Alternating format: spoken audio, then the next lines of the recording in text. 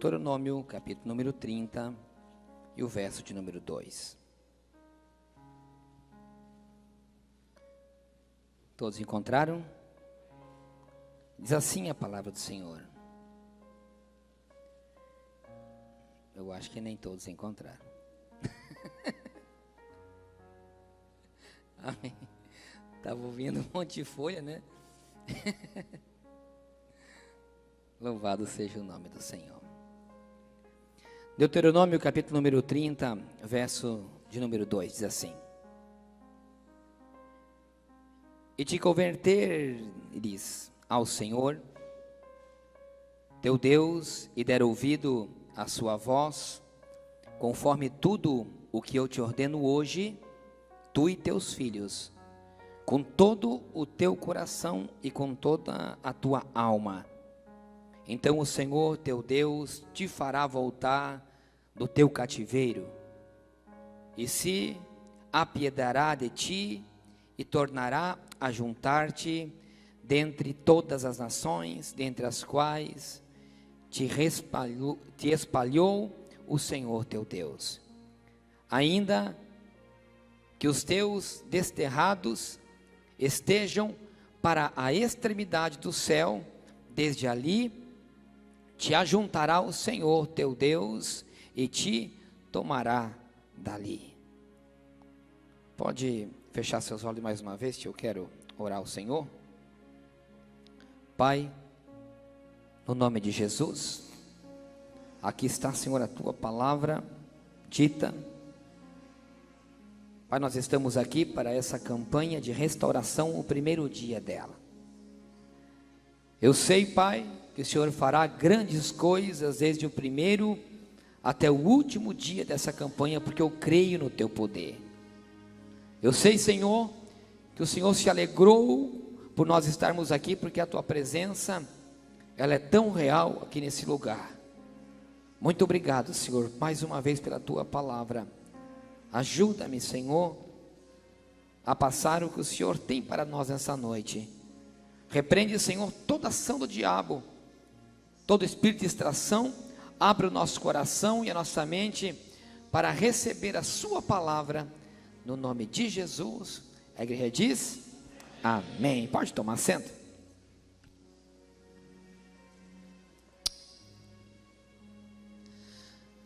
Primeiro dia dessa campanha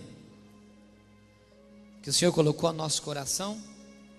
Esses dias, quando eu e o pastor Charles tínhamos uma reunião aqui na igreja à tarde, e o Senhor testificou em nosso coração, e ali mesmo nós demos o nome a essa campanha.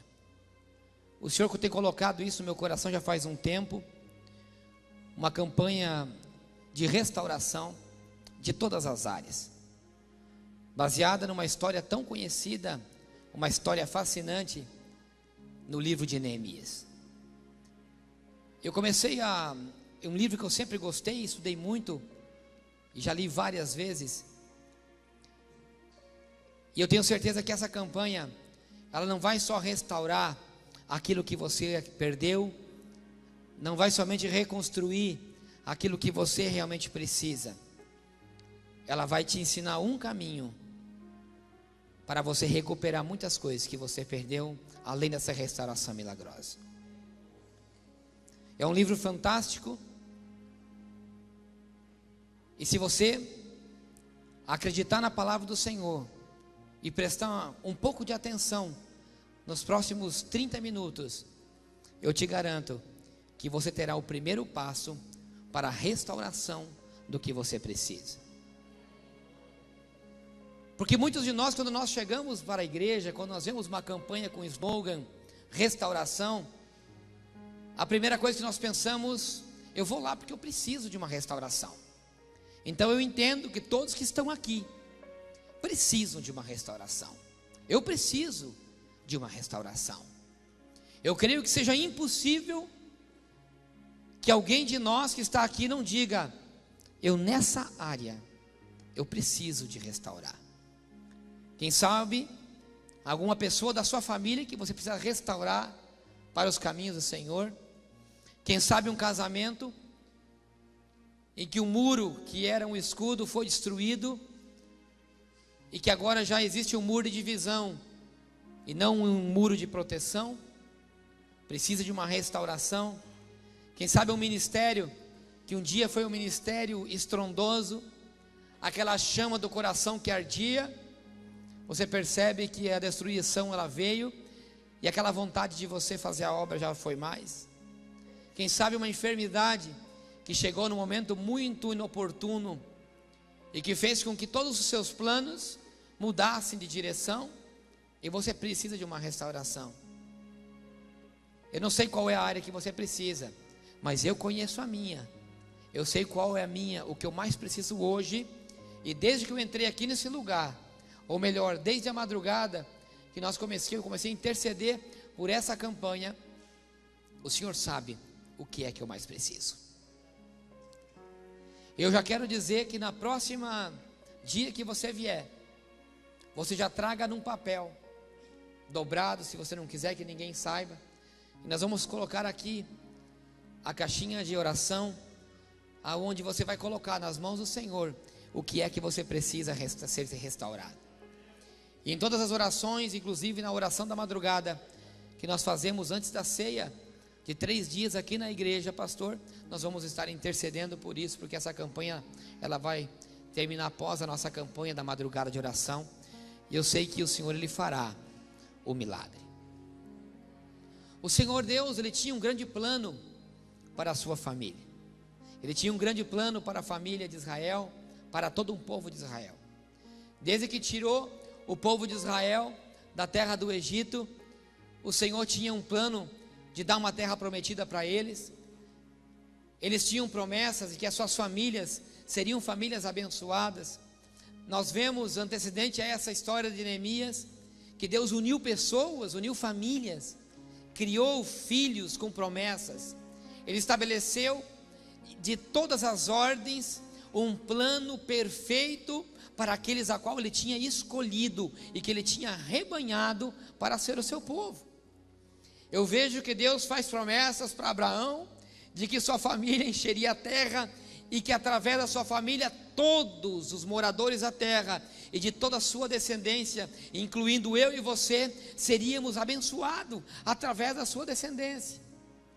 Eu vejo que quando Deus tem um plano, na vida de Isaac, na vida de Jacó, Ele dizia que a sua descendência seria uma descendência abençoada. Eu via que sempre quando o povo de Deus estava na posição em que Deus queria, eles eram prosperados. As suas famílias eram famílias que não tinham problemas. Eu via que não existia enfermidade, eu via que não existia miséria, eu via que não existia humilhação. E eu vejo que quando Deus Ele tem um plano na vida de alguém, na família, e no propósito que Ele tem, nós vemos que aquela família não passa por humilhação, ela não passa por miséria, ela não passa por uma situação terrível, assim como nós lemos o primeiro versículo, que foi o que o evangelista Carlos esteve lendo. Enfim, o povo de Israel gozava de todas as suas benevolências. O povo de Israel já estava imposto à sua terra prometida. Davi tinha feito um grande reinado, um povo forte, um exército forte, praticamente um povo que não poderia ser tocado pelo seu inimigo. Tinha construído Jerusalém com muralhas muito fortalecidas, muralhas a qual não tinha como o inimigo adentrar para destruir o povo de Deus. Esse reinado passou para a mão do seu filho, para a sua descendência.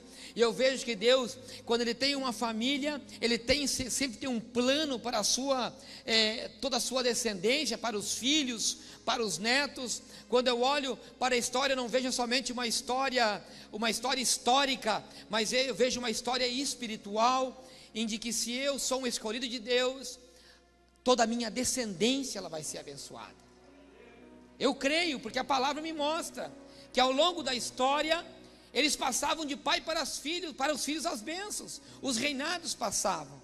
Davi entrega um reinado fortalecido, e Salomão constrói um templo grandioso para que Deus pudesse ser adorado naquele lugar. Eu vejo que a bênção ela não era somente hereditária financeiramente, ou que a bênção não era somente para a família, mas eu via que também que existia uma herança espiritual, que ela passava para a sua descendência. E aquele descendente, quando ele entendia o propósito de Deus para aquela família, para aquele ser e para a sua descendência, ele aplicava na vida dos seus filhos, ele deixava um legado ainda maior para aquele que ficasse, pudesse continuar dando uma continuidade à herança a qual Deus tinha deixado, espiritual, financeira e da maneira a qual você queira imaginar.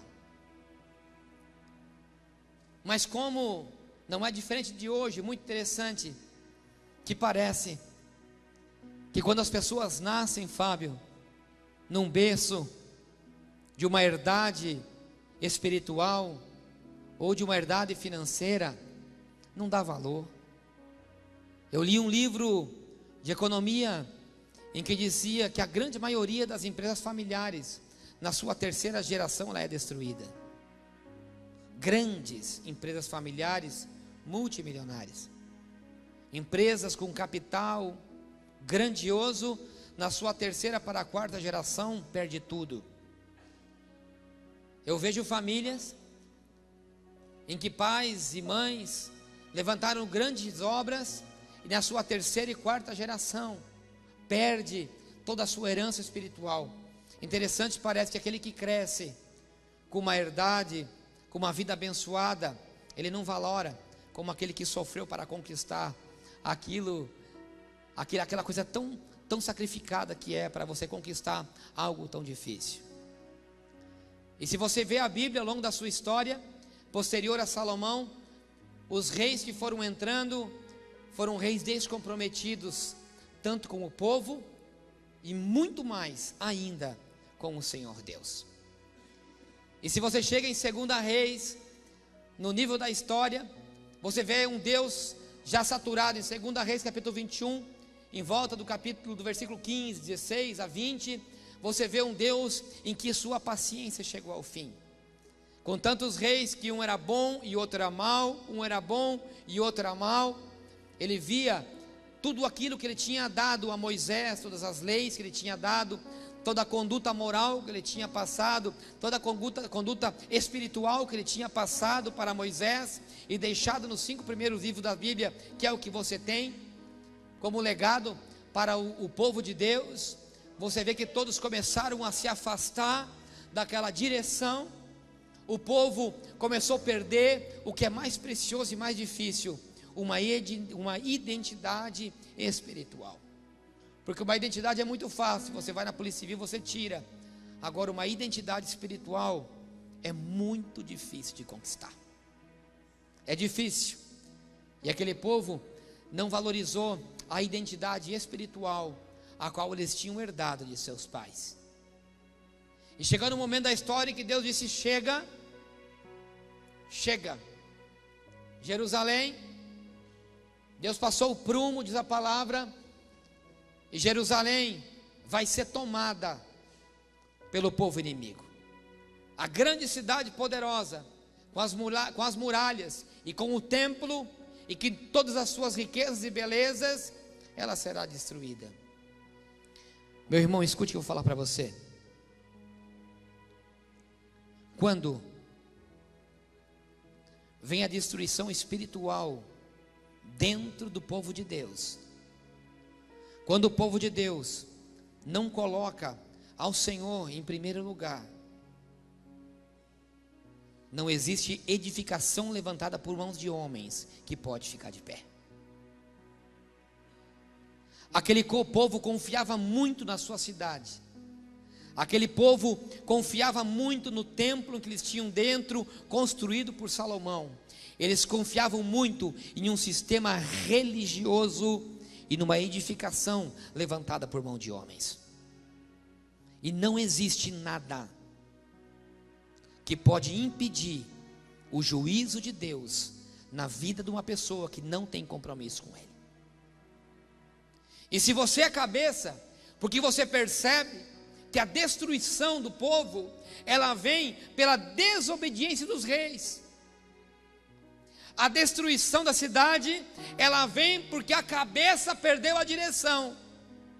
E quando uma cabeça ela perde a direção, todo o corpo acaba perecendo. Ou seja, se eu como pai da minha família, eu como responsável e sacerdote do meu lar, eu começar a perder a minha direção espiritual, eu coloco a perigo todas as minhas edificações, bem como toda a minha herança, os meus filhos e a minha descendência que há por vir.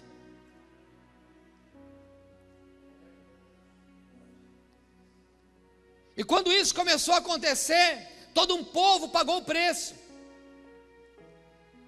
E se você entender um pouquinho e quiser uma comparação muito lógica, você veja que hoje nós pagamos um preço por uma falta de compromisso administrativa de nossos governantes. Quem sabe você diz: eu não tenho culpa nenhuma, mas você paga um preço por você fazer parte desse país. E da mesma forma é no mundo espiritual. Você acaba pagando um preço por alguém, quem sabe da tua descendência superior, ou um antepassado teu, o teu pai ou o teu avô, não ter tido compromisso com Deus. Você acaba pagando um preço, quem sabe de um pecado que teu pai cometeu. É o que nós conhecemos muito na palavra, que é chamado maldição hereditária. Enfim,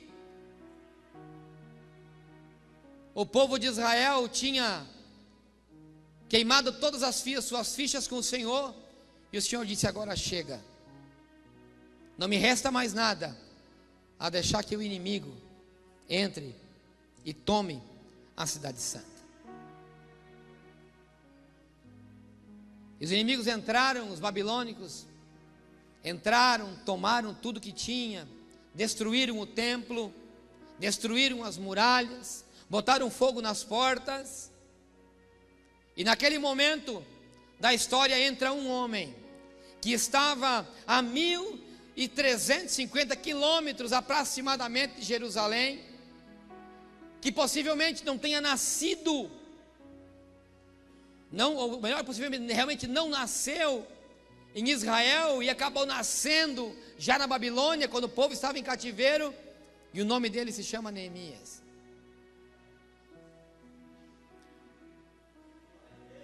E diz a palavra do Senhor que em Neemias capítulo 1, eu quero que você abra a sua Bíblia, porque hoje você vai ver um pouquinho do que é que esse homem fez. E se você quiser ter restauração para a sua vida, se você entrou aqui porque você quer restaurar alguma área, eu quero te dizer que você veio ao lugar certo, porque hoje você vai aprender o primeiro passo que aquele homem fez. E se você fizer, com certeza, o primeiro passo que ele fez, você está um passo mais próximo de restaurar aquilo que você perdeu. Capítulo 1 de Neemias, verso 1, diz assim a palavra do Senhor: as palavras de Neemias, filho de Racalias, e sucedeu no mês de Quisleu, no ano 20º, estando em Susa, a fortaleza, que veio Hanani, um dos irmãos, e ele e alguns de Judá, e perguntei-lhes pelos judeus que escaparam e restaram do cativeiro acerca de Jerusalém.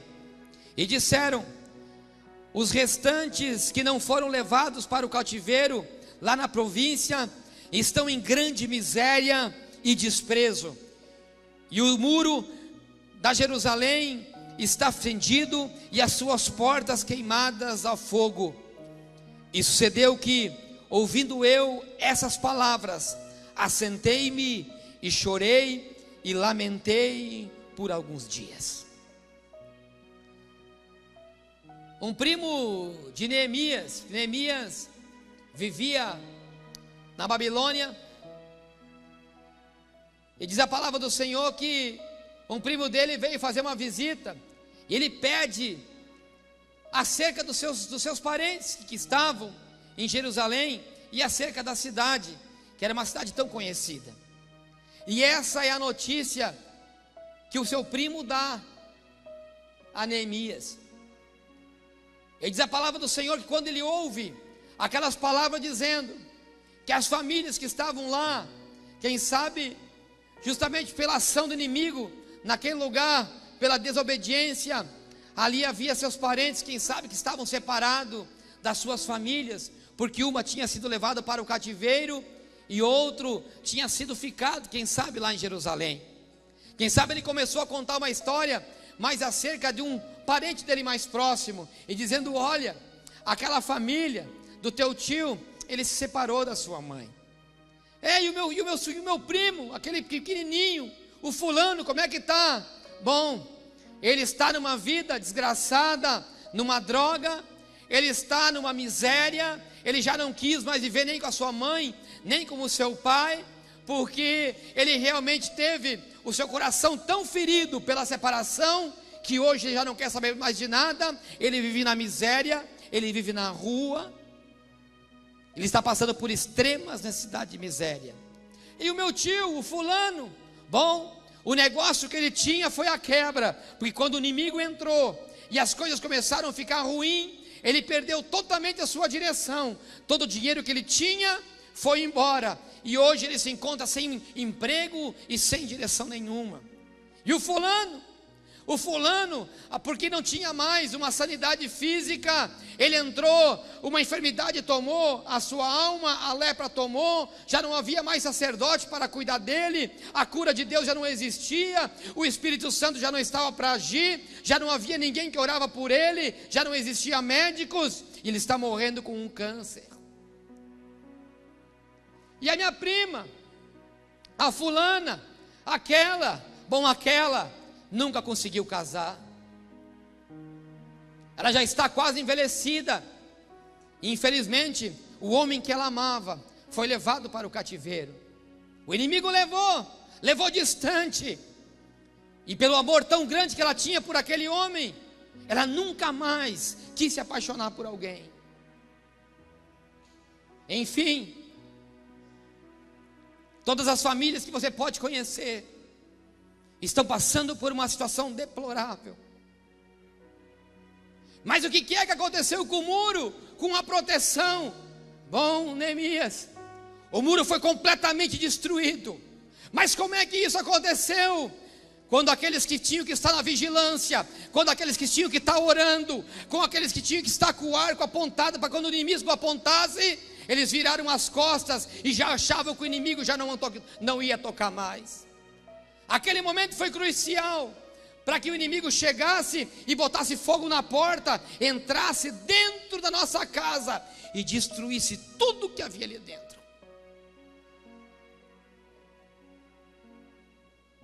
A muralha está destruída. Sim, Neemias, a muralha está destruída. Meu Deus, diz Neemias, isso é muito mais grave do que nós podemos imaginar.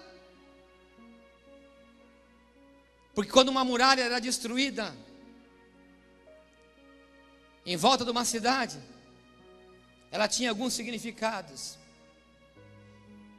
Além do desamparo, da desproteção e da humilhação, ela tinha algo muito mais terrível para aquele que dizia que foi um homem e uma mulher de Deus, ou uma família de Deus.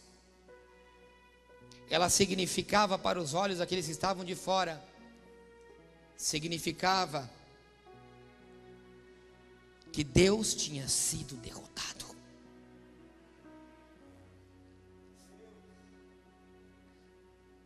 Sabe o que eu quero que você entenda?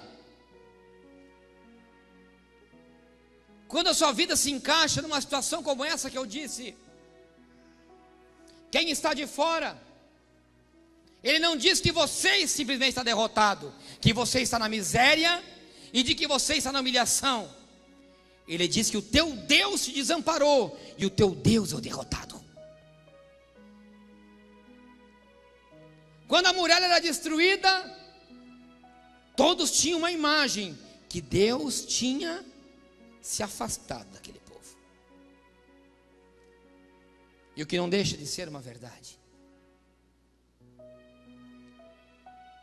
Não existe coisa pior do que você se sentir desamparado por Deus. Peça para alguém que um dia teve a presença do Espírito Santo tão forte na sua vida, que se sentia indestrutível. quando o inimigo entra, ele coloca uma derrota, peça para ele te contar o sentimento que é ser desamparado por Deus, ter a mão de Deus retirada de sobre a sua vida. Peço para um homem ou para uma mulher de Deus que um dia foi profeta e que caiu em pecado e que sentiu que o Espírito Santo se afastou dela, peça para ela te dizer qual é o sentimento de derrota e qual é o sentimento de ter a mão de Deus desamparada com isso. Quando Neemias recebe aquela resposta, quando Neemias escuta tudo aquilo, eu imagino que Neemias perde o seu chão evangelista. Sabe quando você recebe aquela resposta, aquela notícia a qual você nunca esperava? Quem sabe a tua carta de demissão apresentada, e que aquilo era o pão de cada dia do teu filho na mesa. Ou quem sabe você recebeu um exame dizendo algo soro positivo. Ou quem sabe você pega um exame dizendo câncer, maligno. Quem sabe você levanta de manhã cedo e quando você vai tomar café, existe uma carta em cima da mesa e aquela carta diz proposta de divórcio, nunca mais volto para casa. Quem sabe você entra na sua casa num dia e a sua casa está vazia, mas as portas estão trancadas, porque o seu filho, que é usuário de droga, entrou e levou tudo para pagar uma dívida com um traficante. E o que dizer de alguém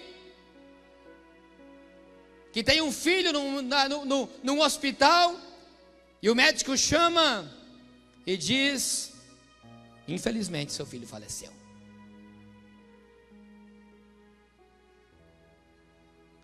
Realmente as pessoas perdem o seu chão. Pessoas que já receberam alguma notícia assim, sabe que aquele momento é como se tivesse um vazio e você cairia nesse buraco. Então Neemias, como qualquer homem e mulher de Deus, que é feito de carne e osso, sentou, diz a palavra, quem sabe abaixou a sua cabeça e chorou. Como não chorar, evangelista Tiago? Como não chorar que aquilo que você mais ama foi embora? Como não chorar que aquilo que você mais quis do teu lado está nas mãos dos inimigos? Como não chorar? Sabe por que chora? Sabe por que Neemias chorou? Porque mostra que ele tinha um coração sensível. Quando eu vejo uma pessoa na igreja chorando, eu acho lindo, porque eu vejo uma pessoa sensível ao toque de Deus. Tem pessoas que não querem chorar, se seguram para não chorar. Meu filho, abre o teu coração e chora, derrama a tua lágrima, deixa Deus ver as tuas lágrimas rolarem, porque quando as tuas lágrimas descem, o Espírito Santo de Deus é comovido.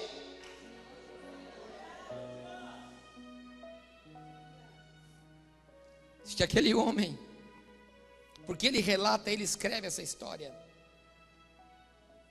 e algo tremendo começa a acontecer. Algo fantástico começa a acontecer na história daquele homem, em que tem o significado do seu nome: o Senhor é o meu consolo. Significado de Neemias é: o Senhor é o meu consolo. Eu entendo quando aquele homem senta, diz aqui a palavra do Senhor: assentei-me. Diante de uma situação dessa, não tem como alguém ficar de pé. Assentei-me e chorei e me lamentei.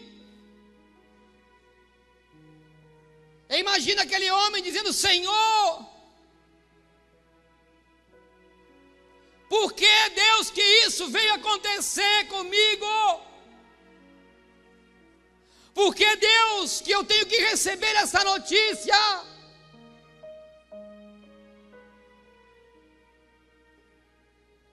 Eu não quero isso para mim, Senhor.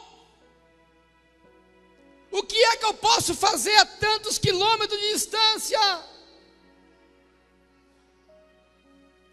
E ele diz algumas palavras, e tem palavras que elas arrebentam com o céu. Ele diz que por algum tempo aquele homem com certeza honrou o nome que ele tinha e buscou consolo no Senhor, por isso que diz a palavra. Ele diz a palavra do Senhor no verso de número 5. E se você ler comigo, você vai ver. E diz que ele disse: Ah, Senhor, Deus do céu, Deus grande e terrível, que guarda os consertos e a benignidade para com aqueles que te amam e guardam os teus mandamentos. Escute, olhe para mim algo aqui, aprenda algo com Neemias, por favor. Esse homem diz 3 palavras fundamentais para você. Aquele homem fala 3 palavras que fazem o começo da sua oração mudar o rumo de uma história. Ele diz assim: Senhor Deus dos céus, Deus grande e terrível, que guarda o conserto. Ele toca em 3 coisas o caráter de Deus. Uma, a posição de Deus. A segunda, que ele coloca muito claro, ele coloca o poder de Deus. E a terceira, a fidelidade de Deus. Escute, quer começar a ter restauração? Coloque a Deus na tua vida no devido lugar que Ele tem que estar. Primeiro, Deus do céu, Ele diz, é o Senhor de todas as coisas. Segundo, Deus terrível, ou seja, o que tem poder sobre todas as coisas. Terceiro, que guarda o conserto, um Deus que tem fidelidade para com o seu povo. Primeira coisa, você que vem fazer essa campanha, isso não é só para essa vida e para essa campanha, é para a vida que você leva aí fora. Quer ser honrado? Coloque Deus na posição em que Ele tem que estar na sua vida. A posição de Deus, o poder que Ele exerce sobre você e sobre esse mundo, e a fidelidade que Ele tem para contigo. Quando Ele diz isso, Ele coloca bem claro na oração dele, Ele coloca bem claro a quem Ele direciona a sua oração, e diz para o inimigo exatamente com quem que ele está se metendo. Quando você coloca a Deus sobre todas as coisas, e quando você ora direcionado a esse Deus, você coloca o diabo no lugar dele. Você sabe por que tem orações que não são atendidas? E sem crítica às outras, orações de repetições, porque o nosso Deus é um Deus vivo e não um gravador cassete.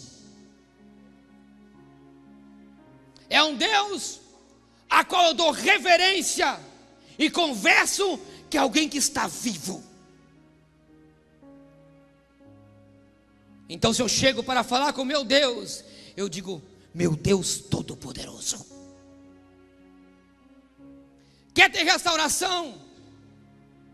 Coloque a Deus no lugar em que Ele realmente é na tua vida. Segundo, Verso 6: estejam, pois, atentos os teus ouvidos e os teus olhos abertos para ouvir a minha oração do teu servo. E eu hoje faço perante ti de dia e de noite, pelos meus filhos e pelos teus servos. Escute, aqui ele diz que ele orava de dia e ele orava de noite. Você percebe um homem que descreve uma oração de um livro, em que ele escreveu muito posterior ao que tudo aconteceu, dizendo que ele não intercedeu somente um dia pela sua restauração, ele intercedeu de dia e de noite. E vocês vão ver na próxima quarta-feira quanto tempo que esse homem fez essa oração. Ou seja, eu quero deixar bem claro para você que veio aqui hoje: quer restauração? Se não vier no primeiro, no segundo, no terceiro, no quarto, no quinto dia, não jogue maldição na campanha e não blasfeme contra o Espírito Santo. Quem sabe pode ser muito mais do que isso.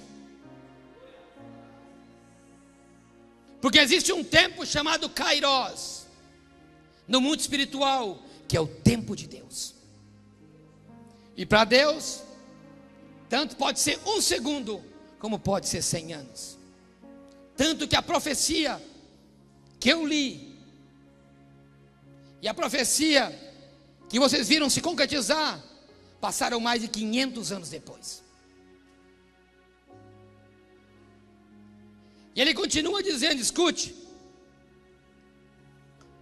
parte B do verso 6: de dia e de noite pelos filhos, e faço confissão pelos pecados dos filhos de Israel que pecamos contra ti, e também também eu e a casa do meu pai que pecamos.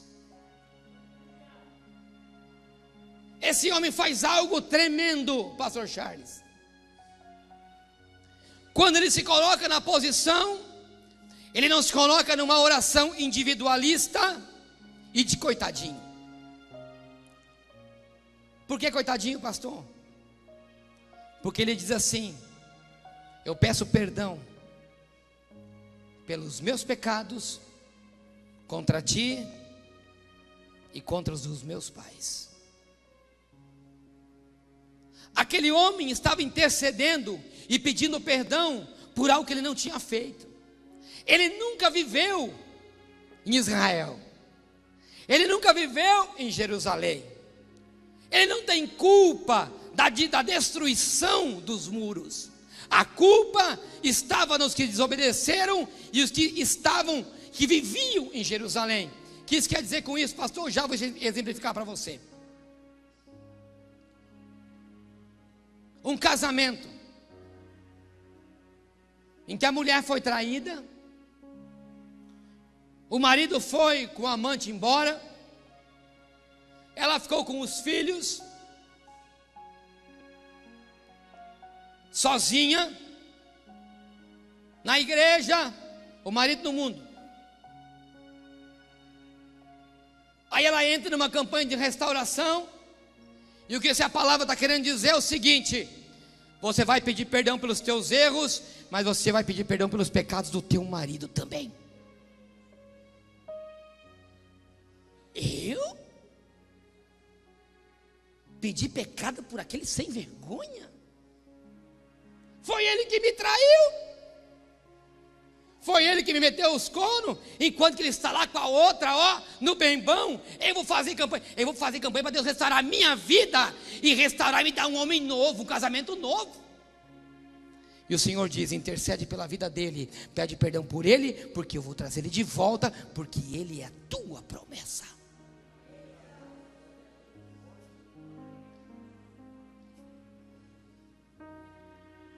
Quer restauração?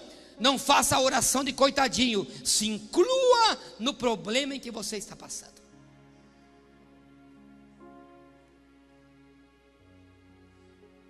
Eu não sei em que área, quem sabe o seu filho está com problema, e você ora a Deus, Arranca meus filhos da droga, Senhor. Meu Deus, repreende, Pai. Entra com ação na vida dele, Senhor.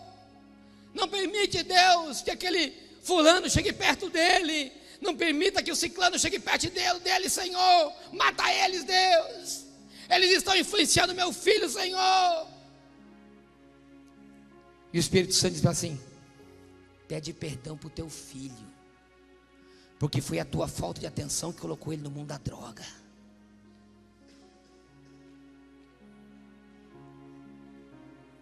O que Neemias estava fazendo era trazendo para ele também uma culpa do mundo exterior que o rodeava.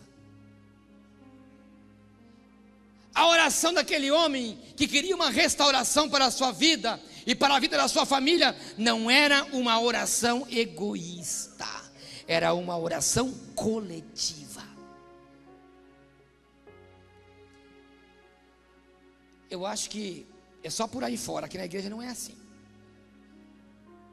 Senhor, abençoa minha casa, abençoa minha vida, abençoa meu carro, abençoa meu cachorro, abençoa o meu gato, Senhor, abençoa a minha. Restaura, Pai, as minhas finanças, Senhor. Deus, o meu casamento, o meu filho, o meu trabalho, Deus. Hoje temos uma oração egoísta. E nós aprendemos com esse homem que a oração, ela tem que ter 3 partes. Os meus problemas, porque ele diz aqui: eu quero pedir perdão pelos meus pecados. Enquanto que você não admitir o teu erro, Deus não restaura. Ele diz: Senhor, eu pequei contra ti. É o que diz o Salmo de número 51, na oração de Davi. Senhor, quando ele pecou quando mandou matar Urias e ficou com a sua esposa, ele disse: Senhor, em primeiro lugar eu pequei contra ti. Não afasta de mim o teu espírito.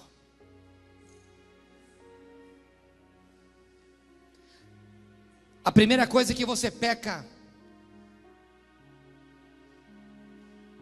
não é contra você mesmo. Em primeiro lugar é contra Deus.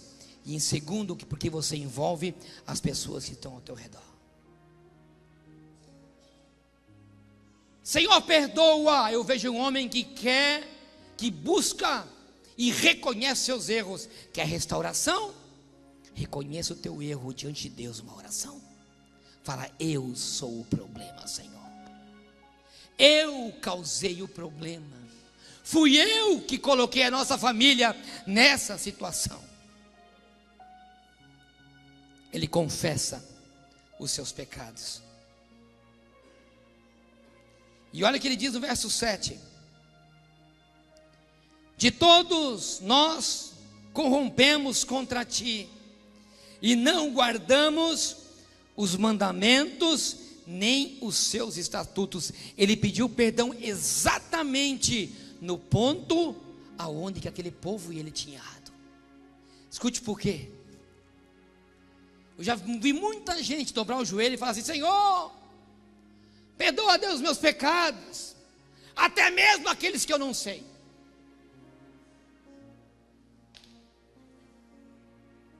E Deus vai falar assim: mas se você não sabe o teu pecado, como é que eu vou te perdoar? Quando você for pedir perdão para alguém, seja específico, irmão. Você magoou alguém, entra em conflito, e não tem a humildade, Elias, de falar: irmão, aí só chega assim: ô irmão, ô meu irmão, me perdoa aí aquele dia lá, tá? Sabe? Me perdoa aí, ó, você sabe que você, meu coração aqui, ó, você é meu mano, tamo junto, viu? Aí vira as costas e vai embora. Eu já fiz minha parte, eu pedi perdão, ó. Coitado do camarada, foi ferido.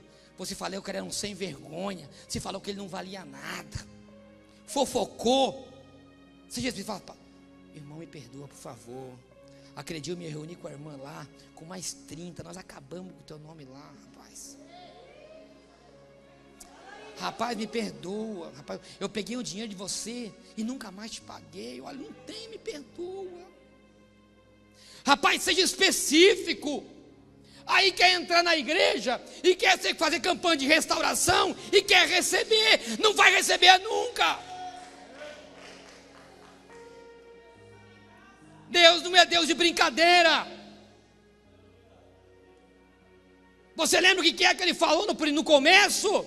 Ele colocou Deus na posição que ele tinha, no poder que ele tinha. Sabe que você não vai requerer nunca a fidelidade de Deus, porque Deus não tem fidelidade com sem vergonha e com falta de caráter.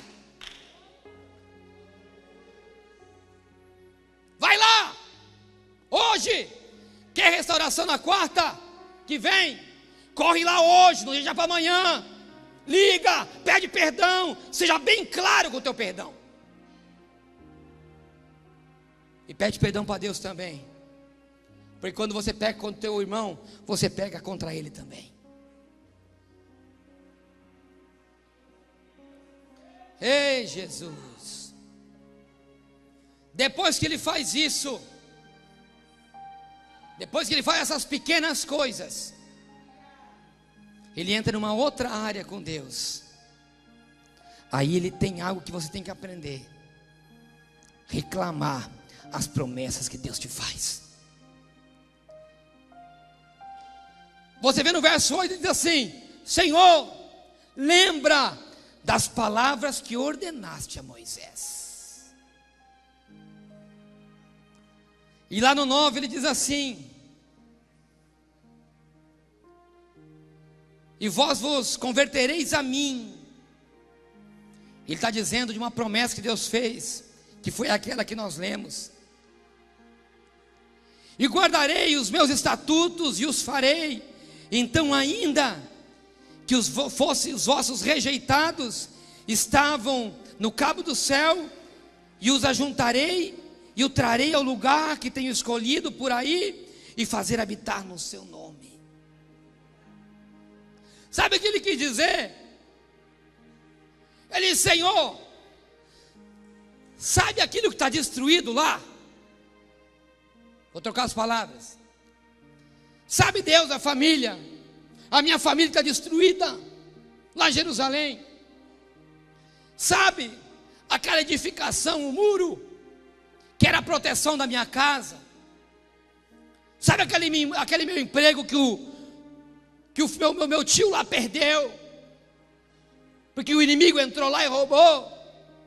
Sabe a minha prima, que levou o noivo dela, até hoje ela está esperando. Até hoje ela está se guardando para ele. Deus, sabe aquela promessa que o Senhor falou, que toda a descendência da minha irmã, toda ela serviria o Senhor na tua casa? O Senhor disse: eu vi um profeta dizer: Senhor, sabe aquele que o Senhor prometeu, que o meu povo seria um povo grande, poderoso, unido, que o diabo não ia tocar? Deus, todas essas promessas eu estou requerendo diante de ti hoje.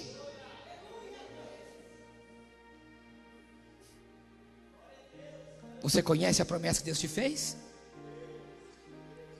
Você sabe qual foi a promessa que Deus te fez, pastor? Você sabe? Você sabe, evangelista? Aquela que ainda falta Deus cumprir? Você sabe, irmão, aquela promessa? Aquilo que Deus te prometeu e que o inimigo tomou, que foi Deus que te prometeu? Hoje você vai fazer essa oração e você vai entregar na mão de Deus.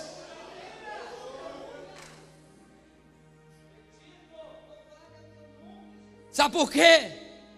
Porque a palavra ela te ampara. Jeremias, Deus é tremendo, irmãos. Olha o que diz a palavra do Senhor. Salmo 51, verso 17. A um coração quebrantado e contrito jamais desprezará o Senhor. Quando você entra numa campanha de restauração, você tem que estar com o coração igual de Neemias, um coração quebrantado pela restauração. Ou seja, quando você vem numa campanha de restauração, você tem que realmente estar quebrantado para que aquilo aconteça. Você perceba que Neemias, ele lamentou, chorou. Tem outra promessa. Jeremias 33:3. Clame a mim e responder-te-ei.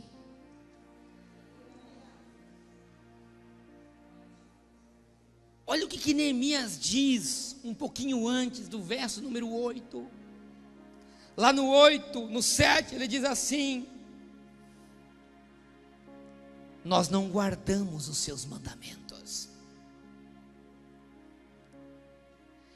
Irmão, olha para mim aqui só um pouquinho. A Bíblia tem mais de 7.000 promessas para a sua vida. Aprenda só uma, e te falta 6.999 para você requerer diante de Deus. Todas as promessas que estão aqui são de teu direito de requerer diante do Senhor, sem contar aquelas que Deus foi específico para a tua vida. Por isso é importante você conhecer a palavra dele. Por isso que é importante você dominar a palavra do Senhor, porque dessa maneira você consegue fazer com que Deus, ele cumpra as suas promessas na sua vida. Para finalizar, eu só quero que vocês saiam hoje daqui sabendo de que esse livro tem 11 orações escritas. Tem mais orações do que qualquer outro livro da Bíblia. Sabe por quê? Porque a oração, ela tem o poder.